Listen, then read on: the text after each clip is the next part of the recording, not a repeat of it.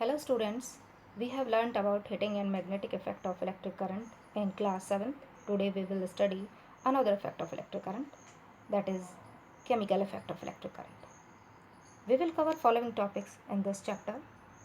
These topics are good and poor conductors of electricity. Next one is do liquid conducts electricity. Third one is detection of weak current flowing through a liquid. Next one is chemical effects of electric current or electrolysis. Next, electroplating, and last one is uses of electroplating. Now first of all, we will take good and poor conductors of electricity. The material which allow electric current to pass through them easily are called good conductors of electricity. For example, silver, gold, copper, iron, seawater, etc. are good conductors of electricity. And the material which don't allow electric current to pass through them easily are called poor conductors of electricity. Poor conductor of electricity are rubber, glass, dry wood, diamond, etc. Now, we will discuss, do liquids conduct electricity? Answer is yes. Just as some of the solids conduct electricity, in the same way, some of the liquid also conduct electricity. To test whether a liquid allows electric current to pass through it or not, we can use tester.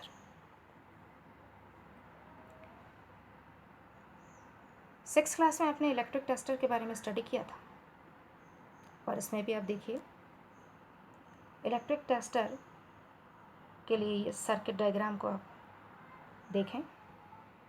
ये circuit diagram six class का है जिसमें electric cell का, bulb का और conducting wires का use किया गया है। इन कंडक्टिंग वायर्स के जो फ्री एंड्स हैं, ये वाले फ्री एंड्स हैं, इनके बीच में उस ऑब्जेक्ट को कनेक्ट किया जाता है जिसको टेस्ट करना है कि वो गुड कंडक्टर है या पुअर कंडक्टर है। यहाँ ध्यान देना, एक तो यहाँ सेल यूज़ किया गया है, दूसरा टॉर्च बल्ब यूज़ किया गया है। सेम अगर लिक्विड्स के इलेक्ट्रिकल कंडक्टिविटी का टेस्ट किया जाता है तो उसके लिए जो इलेक्ट्रिक सर्किट है वो ये वाला है। इस इलेक्ट्रिक सर्किट में सेल की जगह बैटरी यूज़ की गई है और टॉर्च बल्ब के यहाँ एलईडी यूज़ की गई है। हालांकि टॉर्च बल्ब और एलईडी दोनों का ही यूज़ किया जाता है जब हम लिक्विड में इलेक्ट्रिकल कंडक्टिविटी का टेस्ट करते हैं। Students, the liquid that conduct electricity are solution of acid, bases and salts in water. In solids, electricity is carried by electrons, but in liquids, electricity is carried by ions. Liquids में electricity का conduction ions के कारण होता है। तो question arises in our mind,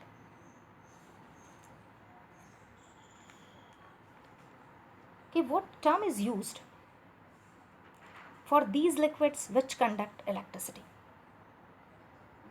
The answer is electrolytes. The liquid which can conduct electricity is called an electrolyte. And electrolytes are of two types: a strong electrolyte and second one is weak electrolyte. क्या होते हैं strong electrolyte और weak electrolytes? देखिए, it is a liquid which conduct electricity very well. It is strong electrolyte like sulfuric acid solution, sodium hydroxide solution, common salt solution. A strong electrolyte is a very good conductor of electricity because it contains a lot of ions in it. In the case of weak electrolyte, it is a liquid which conduct electricity to pass a lesser extent. Weak electrolytes अपने में से electricity को बहुत ही कम पास होने देते हैं, इसीलिए इन्हें वीक इलेक्ट्रोलाइट्स कहा जाता है. For example vinegar, lemon juice, tap water etcetera. A weak electrolyte is a weak conductor of electricity because it contains lesser number of ions. Ions का नंबर इसमें वीक इलेक्ट्रोलाइट्स में कम होता है और इसीलिए वो इलेक्ट्रिसिटी का कंडक्शन भी कम करते हैं और इसीलिए इन्हें वीक इलेक्ट्रोलाइट्स कहा जाता है. बच्चों, स्ट्रॉन्ग इलेक्ट्रोलाइट्स के टेस्ट के लिए हम जो टेस्टर यूज़ करते हैं उसमें बल्ब का, टॉर्च बल्ब का यूज़ किया जाता है और टॉर्च बल्ब ग्लो करता है तो उस इलेक्ट्रोलाइट को हम स्ट्रॉन्ग इलेक्ट्रोलाइट कहते हैं. जबकि अगर वीक इलेक्ट्रोलाइट के लिए भी टॉर्च बल्ब का यूज़ किया जाए तो उस केस में टॉर्च बल्ब ग्लो नहीं करता. तो उस केस में हम ये डिसाइड नहीं कर पाते कि जो लिक्विड लिया गया है वो पुअर कंडक्टर है, गुड कंडक्टर है या फिर वीक कंडक्टर है.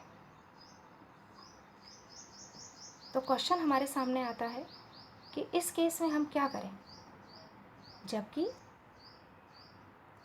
वीक इलेक्ट्रोलाइट यूज़ किया गया है, क्योंकि टॉर्च बल्ब तो ग्लो करेगा नहीं. तो आंसर जो हमारा है वो नेक्स्ट स्लाइड में छुपा हुआ है.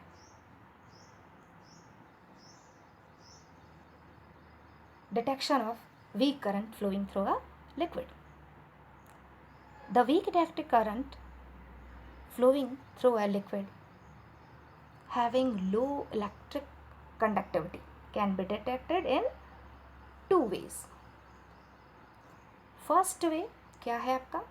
By using a LED light emitting diode and second है by using a compass. यानी वीक इलेक्ट्रोलाइट में जो इलेक्ट्रिक टेस्टर है उसमें LED लगाई जाती है या फिर LED के जगह कंपास नेडल को भी यूज़ किया जा सकता है और दोनों से ही वीक इलेक्ट्रोलाइट को फाइंड आउट किया जा सकता है. LED is a semiconductor device which glows even when a very weak current passes through it. There are two wires attached to LED. देखिए इस डायग्राम में एक ये वायर है और दूसरा ये वाला. One lead is slightly longer than other. ये देखिए आप, ये स्लाइटली लॉन्गर है इससे.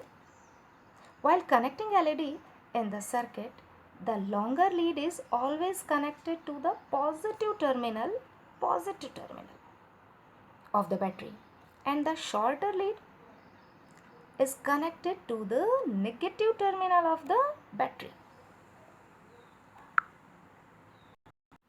अब नेक्स्ट स्लाइड में पुअर कंडक्टर्स ऑफ इलेक्ट्रिसिटी के बारे में बात कर ली जाए. मेनली हम डिस्कस करेंगे डिस्टिल वाटर के बारे में. Distil water, vegetable oil, Honey, ये सभी पुअर कंडक्टर हैं इलेक्ट्रिसिटी के, यानी इन सब में से इलेक्ट्रिसिटी का कंडक्शन नहीं होता है. Distilled water does not conduct electricity because it does not contain any dissolved salt in it. Distilled water में dissolved salt नहीं होता.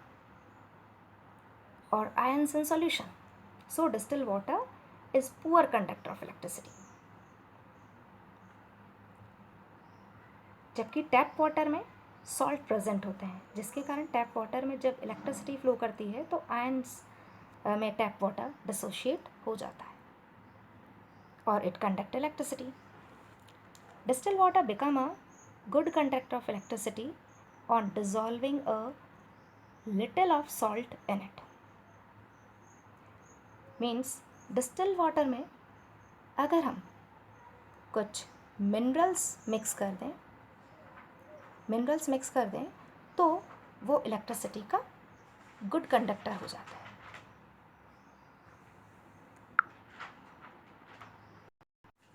इलेक्ट्रोलाइट्स में से जब इलेक्ट्रिक करंट पास किया जाता है तो वो आयंस में डिसोशिएट हो जाता है और ये एक केमिकल चेंज है. ये हमने 7th क्लास में पढ़ा. Chemical change means new products are formed. The change in which new products are formed. तो नेक्स्ट स्लाइड इसी से रिलेटेड हम ले रहे हैं.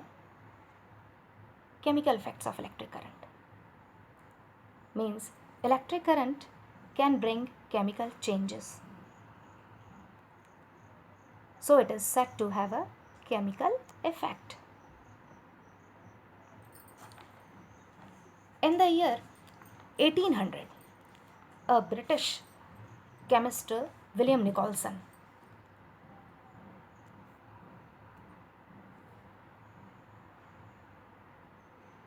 had shown that if electric current is passed through acidified water, then bubbles of oxygen gas and hydrogen gas are produced. कहाँ produce होता है? At the two electrodes immersed in it. ये डायग्राम देखिए आप, ये वाला, इसमें यही दिखाया गया है.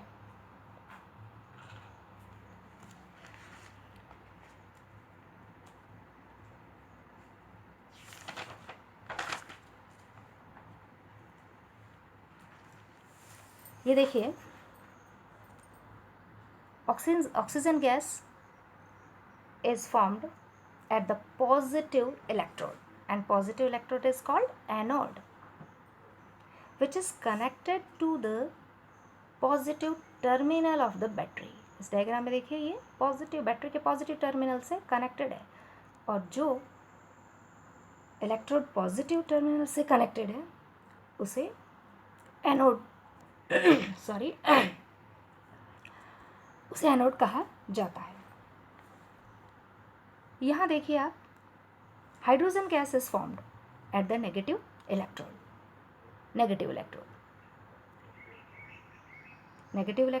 which is called cathode and which is connected to the negative terminal of the battery. In this reaction, a chemical compound water has been decomposed into two elements, hydrogen and oxygen, by the action of electric current or electrolysis. So this reaction is an example of chemical effect of electric current. Now at the last we will take an example of chemical effect, that is electroplating. What do you mean by electroplating? The process of depositing a thin layer of desired metal over a metal objects with the help of electric current is called electroplating. Electroplating की process को समझने के लिए सबसे first हम electric circuit जो कि electroplating के लिए यूज़ किया जाता है उसको डिस्कस करेंगे. ये डायग्राम आप देखिए, इसमें ये पूरा अरेंजमेंट इलेक्ट्रोलाइटिक सेल के नाम से जाना जाता है, जिसमें एक वेसल है.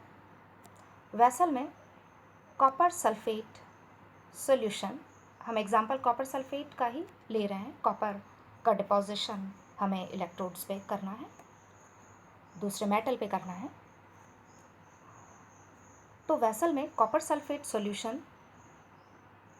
लिया गया है और इस कॉपर सल्फेट सॉल्यूशन में 2 मेटेलिक रॉड्स डिप्ड हैं। दीज आर मेटेलिक रॉड्स और ये दोनों मेटेलिक रॉड कॉपर के बने हुए हैं। कॉपर, दोनों ही कॉपर के हैं। यहाँ एक मेटेलिक रॉड यानी कॉपर रॉड जो कि नेगेटिव बैटरी, ये बैटरी है, बैटरी के नेगेटिव टर्मिनल से जो कॉपर रॉड अटैच है उसे हमने कैथोड नाम दिया है। और यहाँ देखिए ये वाला बैटरी के पॉजिटिव टर्मिनल से जो कॉपर रॉड अटैच्ड है विच इज़ कॉल्ड एनोड। जब इस तरह का सेटअप कर लिया जाता है तब सर्किट कंप्लीट हो जाता है और सर्किट के कंप्लीट होने से इलेक्ट्रिसिटी का फ्लो होने लगता है इस इलेक्ट्रोलाइट यानी कॉपर सल्फेट से। इलेक्ट्रोलाइट में चेंजेस आते हैं जैसा कि हमने chemical change of electric current में डिस्कस किया था, प्रीवियस जो स्लाइड थी उसमें। यहाँ देखिए बच्चों कि सर्किट कंप्लीट होने पे जैसे ही electric current electrolyte copper sulphate solution में से फ्लो करता है तो कॉपर सल्फेट सॉल्यूशन ये डिसोशिएट होता है अपने आयंस में, और आयंस है copper ions and second sulphate ions, sulphate SO4-2। Sulphate ion यहाँ नेगेटिव है, कॉपर आयन यहाँ पॉजिटिव, यानी 2 आयन्स बन जाते हैं, copper ions and sulphate ions. Copper ion negative electrode खुद पॉजिटिव है और इसीलिए ये नेगेटिव इलेक्ट्रोड की तरफ मूव करते हैं और कैथोड पे जाके डिपॉजिट हो जाते हैं। यहाँ डिपॉजिशन हो जाता है कॉपर का। सॉरी। सल्फेट आयंस की अगर बात करें तो ये सल्फेट आयन नेगेटिव है, देखिए नेगेटिव है और नेगेटिव होने के कारण ये हमेशा पॉजिटिव की तरफ अट्रैक्ट होंगे, तो पॉजिटिव इलेक्ट्रोड्स की तरफ मूव करते हैं। देखिए यहाँ कॉपर जो कि पॉजिटिव आयंस हैं वो जाते हैं कैथोड पे, और सल्फेट जो कि नेगेटिव आयंस हैं ये जाते हैं एनोड पे। यहाँ कॉपर डिपॉजिट हो जाता है कैथोड पे और सल्फेट है वो एनोड का जो कॉपर है उससे रिएक्शन करता है और रिएक्शन करके एनोड का कॉपर डिज़ोल्व हो जाता है इलेक्ट्रोलाइट में और दोबारा कॉपर सल्फेट बन जाता है। दोबारा आपका कॉपर सल्फेट इलेक्ट्रोलाइट फॉर्म हो गया और यहाँ हम देख रहे हैं कि इलेक्ट्रिक सर्किट कंप्लीट है, तो कंटिन्यूस इलेक्ट्रिसिटी का फ्लो बना हुआ है।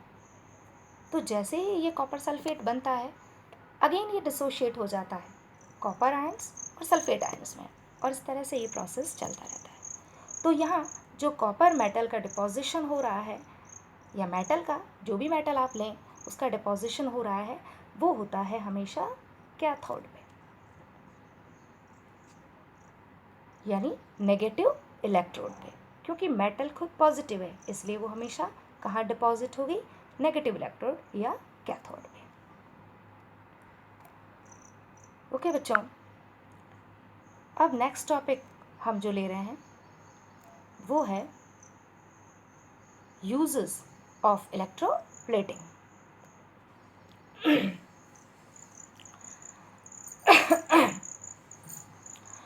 Sorry, electroplating is used in industries for coating metal objects with a thin layer of desired metal. जैसा आपने इलेक्ट्रोप्लेटिंग में स्टडी किया है, तो यहाँ फर्स्ट मेटल जो है क्रोमियम के बारे में हम स्टडी करेंगे। Chromium has a shiny appearance and it does not corrode. Chromium plating is done on objects like bicycle parts. Bicycle parts handle देखें, बहुत ही शाइनिंग अपीयरेंस होता है उनका, तो वो क्यों है? क्रोमियम के कारण. Car parts, tap, gas burners, wheel rims etcetera. Second use jewellery में.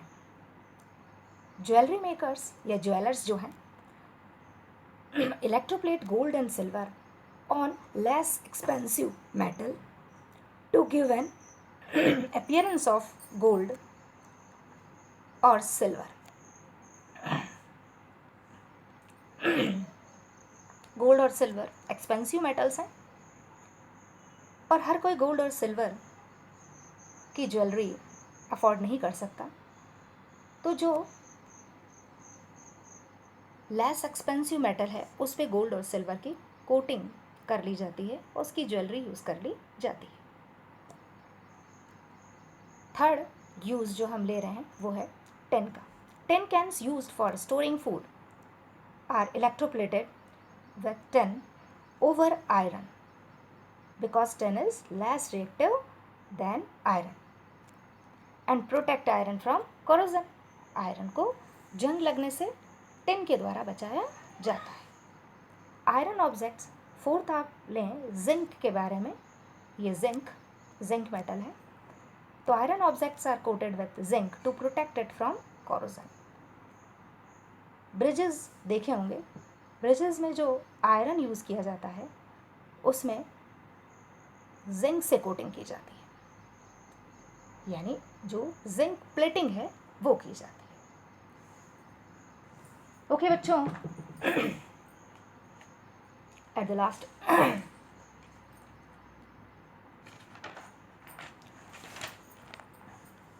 I would like to conclude the whole chapter in the following points. So basically, we have studied chemical effect of electric current, electroplating and its uses.